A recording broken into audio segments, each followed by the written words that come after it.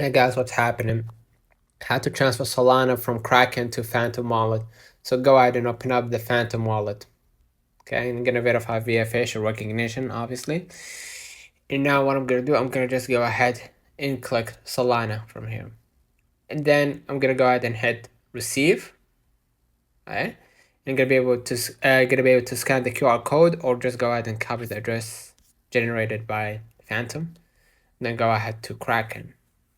Right? I'm gonna of course verify via facial recognition and then try to pin down Solana from your portfolio, right?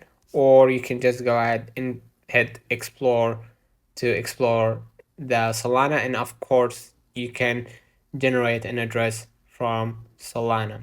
Just because I haven't bought or traded in with Solana yet doesn't mean that you can't. I'm gonna show it to you like in the portfolio right here. If you found Solana, go ahead and click Solana, right? And you'll be able right to see withdraw.